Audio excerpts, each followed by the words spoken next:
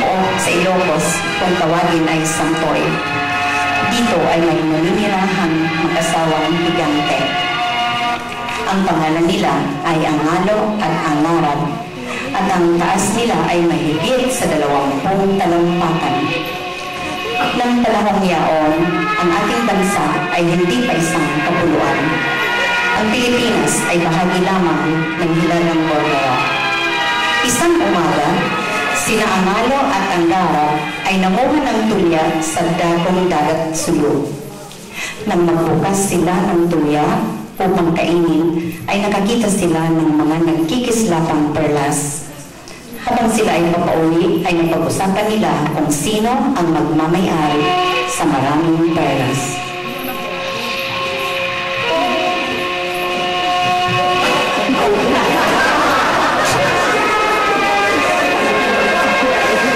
Sinabi ni Angalo na siya ang magtatago ng mga perlas. Sinabi naman ni Angarad na siya ang unang nakakita, kaya siya ang dapat magtago ng perlas. Nauwi sa pag-aaway ang kanilang pagtatalo, tingnan natin sila.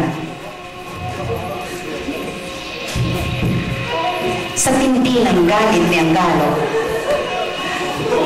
ay pumadyak ito ng umod ng lakas at saka nag-ihiyaw. Natibag ang mga burol,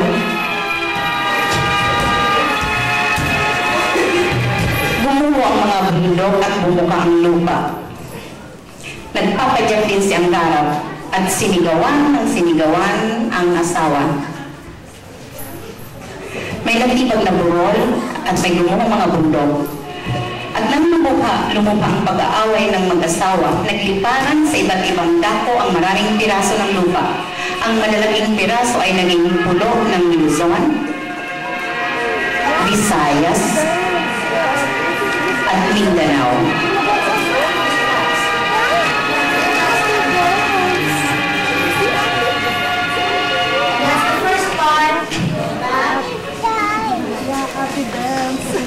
Ang pag-ibig ni Maria Makiling.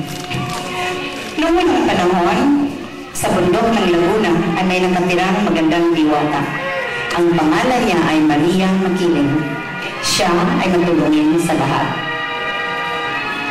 Tatlo ang nanligaw kay Maria Makiling, sina Kapitan Lara, Joselito at si Juan. Si Juan ang napili ni Maria Makiling.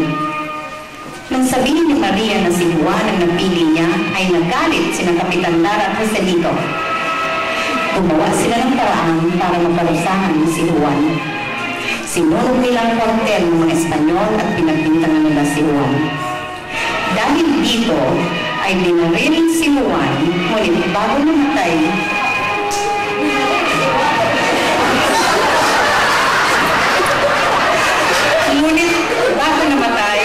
si Juan ay naisigaw niya ang pangalan ni Maria Makiling. Narinig ito ng diwata, kaya siya ay tumakbo sa plaza, ngunit patay na si Juan nang siya ay dumating. Lumuluha niyang niyakap, ang katawan ni Juan. Mula noon, hindi na nagpakita si Maria Makiling sa mga tao. Wala na rin mahingaan ng tulong ang mga tao. Alam nila na nagtampo si Maria Makiling. End of the legend.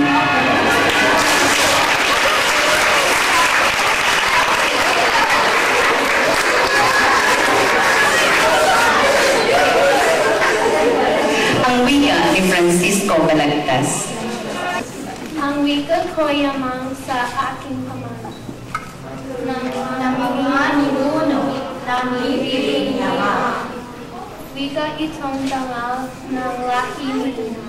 Tapos ay maging wika ng pag-asa. Ito ay mahal ko, siya ay Teresa. Nitong Pilipinas ay isang pangarap. Pagbayay imitong duwa mo kawa. Layay ipagtanggol, buhay ay ipagbukas. Wika ng bansa ko'y salita ng puso. Nang nangusong tibok ng masisa at pagsuyo. Wika ng bayan ko'y hindi magkalaho. Ika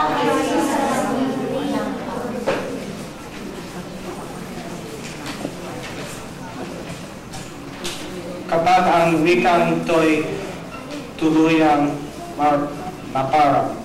Patayin na ito'y nariyak. Ngunit habang ako'y may taglay pang buhay, Sa gamitin iyon na may karangalan.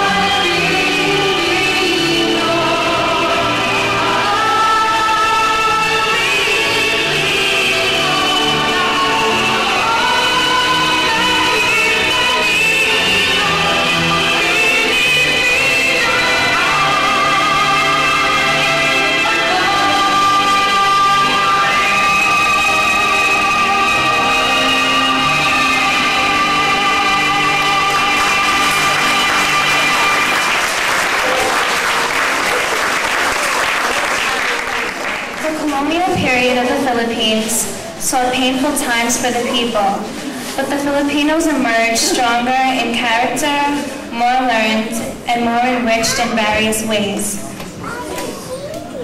in this part of our historical tableau, we'll listen to Sabayang Bigas, and the song Saranggola ni Pepe. And watch the dance, La Jota Mocadenga. The dance shows the Spanish influence in the costume, music, and dance steps. Let's welcome our performers with a round of applause.